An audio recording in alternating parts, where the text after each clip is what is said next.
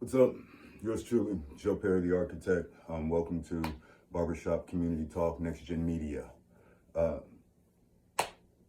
man, we're gonna share a cup of coffee today. Used to call it the cup of Joe. Power and light, all kinds of different things. And bottom line is, we're gonna share a cup of coffee, coffee, cup of love. Um, man, are we not going through some crazy times in this country? I never imagined that my age that I would see a regression in our country that resembles the history and the life I lived growing up in Leavenworth, Kansas, and places abroad. Um, yeah, it's a whole nother ball game. But for me personally, I'm tired. I'm tired of the appearance that we are so aloof that we don't understand the structure of our own government because we have socially constructed another belief system that takes us away from the truth. That truth actually explains why we are here. And if we embrace that truth, then it gives us a pathway to evolution as a society. I have a major purpose, and that is social cohesion. I feel that that is accomplished by showing love and not murdering each other. Peace on earth, goodwill toward men. One of the oldest edicts from that good book.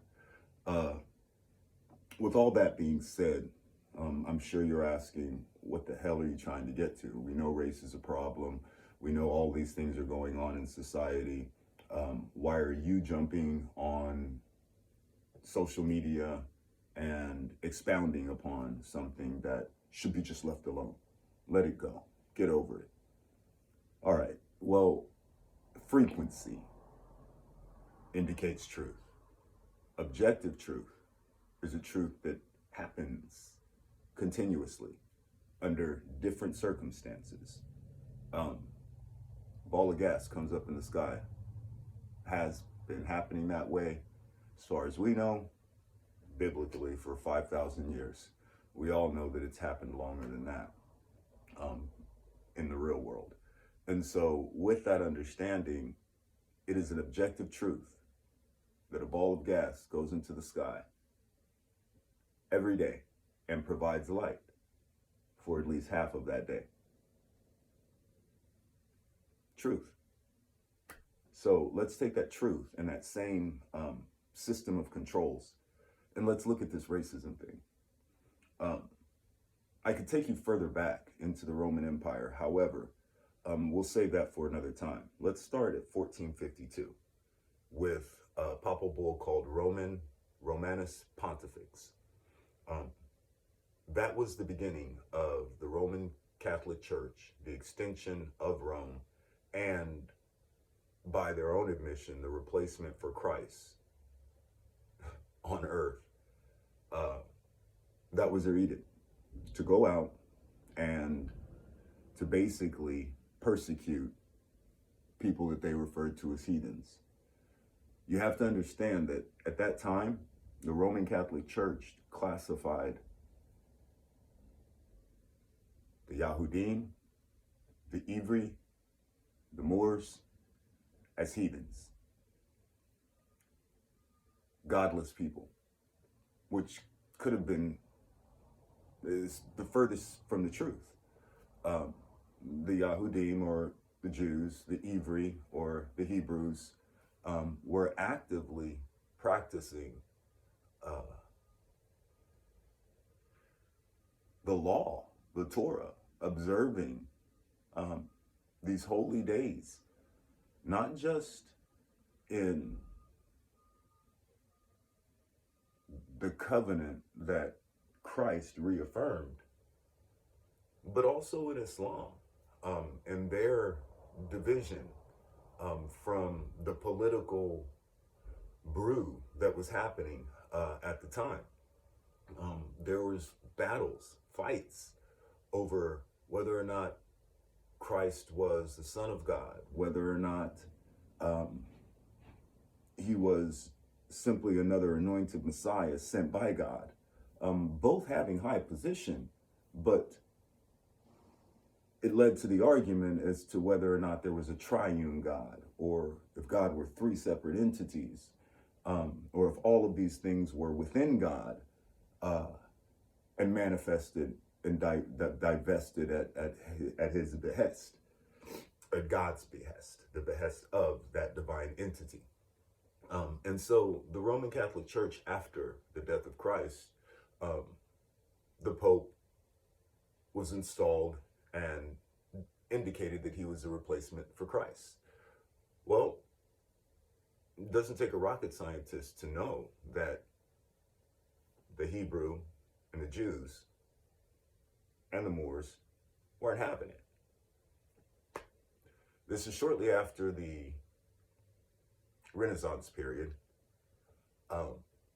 and we're moving into 1454. And at 1454, on top of the Romanus Pontifex came Dum Diversas. Dum Diversas took it a step further, and at that point in time, Portugal began taking slaves at the behest of, again, the Roman Catholic Church.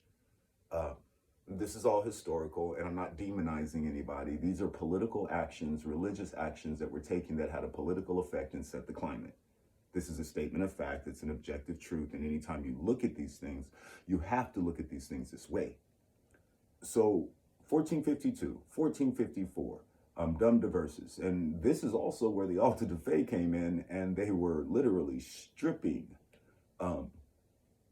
Yahudim children from their parents and forcing conversions of baptism. So again, we really need to look at what's common here, even though history does not reveal it to be so. They're going after black people, people who have dark skin, who don't believe the way that they believe. Simple as that, objectively.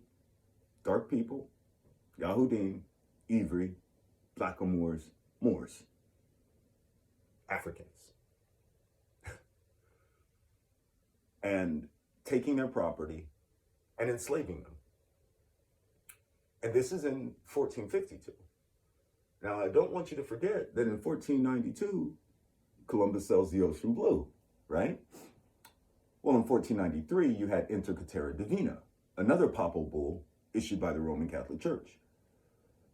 And in 1493, in 1493, the papal bull stated that now it was okay to take their property, their lands, and force them into Christianity, if not slavery. This is what was brought from an ideology, a group of people, and imposed on another nation. And it was also under the pretense that there were no humans there, no real people, just things that were godless. And this is the tone, not only of our education, my education growing up in the standardized compulsory education system, but that of many other people from multiple backgrounds. And I don't like that word race. I just don't. So if you've got 1452, Romanus Pontifex, 1454, Dum Diversas, 1493, Inter Caetera Divina, all instituted by an organization that claims its leader was a replacement for Christ. And if you did not believe that, and you were dark-skinned, some light-skinned people too. I mean, there were a lot of religious persecutions going on during this time that had been re-embattled and re-engaged in. And so that's where we are there. Now, if we want to look at places outside that had the influence, because you have to remember we were up against England for the liberation of our country, 1776. With that understanding, 1500s to the 1600s, there was an integrated society in England and Britain. The Tudors Society. And throughout lots of history, we were told that this wasn't the case. However, time reveals the truth of all things. And now there are a lot of other things coming to light that shows us that there were integrated societies all over the planet at this stage in the game, including what was referred to as the New World, which some may refer to as the Old World, because it was a bustling metropolis here on the American continents with millions of people and beautiful cities. And Inter Caetera Divina allowed a foreign power to impose its will upon the inhabitants, the indigenous people and the aboriginals of the Americas, which is why you have the Spanish colonies, the British colonies, etc. And since we're into that, let's go ahead and take 1661.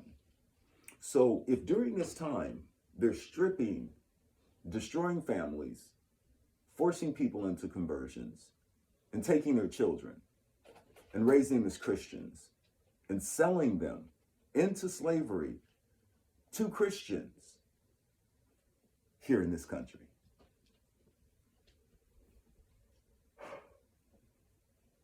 it's not hard to see this as one of the first threads, these as some of the first threads, which ingrained a concept of superiority of one class of people over dark-skinned people.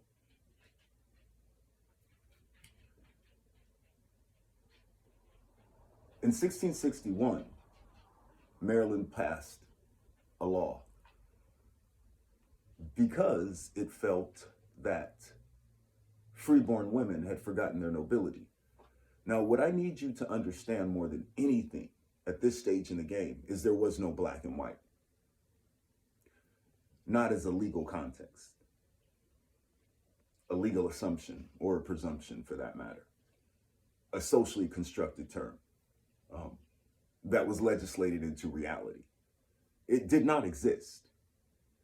At best, you had blackamoors and the informal blacks, but most often they were referred to as Ethiopians, Iberians, Caribs, you name it, based on where they came from on the planet. They had that identity still.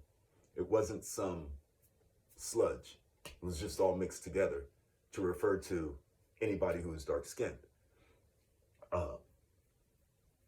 Not digressing, 1661.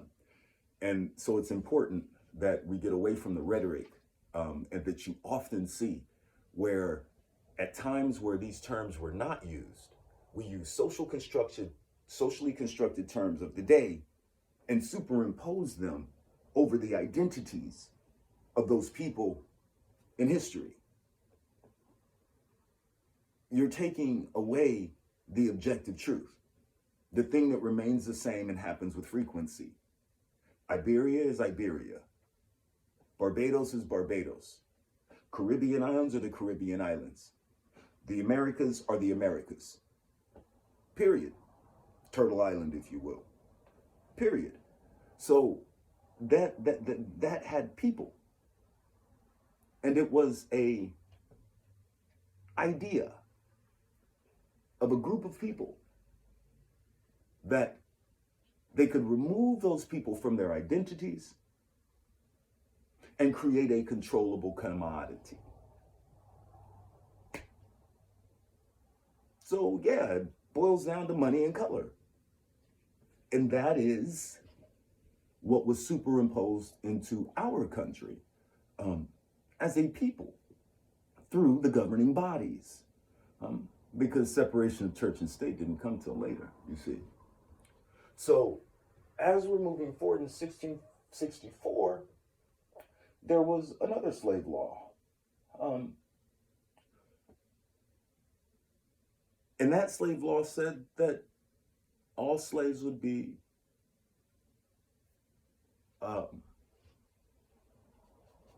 automatically instituted for hard labor. All Negroes and other slaves. All Negroes and other slaves. And so, with that understanding, it was a total shift. Now, from having a place of origin, you were grouped as Negroes and slaves and legislated into durante vita, hard labor for life. 1661, Maryland, British colony here in North America. So if that's not an ingraining of an ideology that states it is supreme, I don't know what is. I mean, frequency. In any other situation, this would be viewed as considering yourself above or of a higher station than others. And let me take it one step further for you. 1675, Bacon's Rebellion.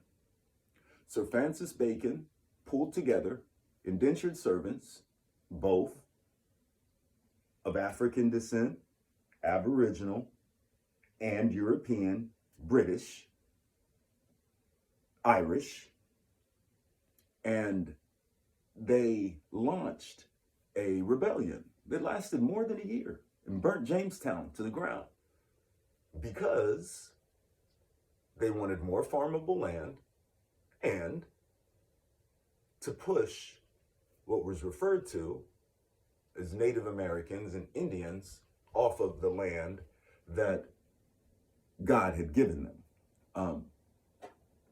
So that's where we are there.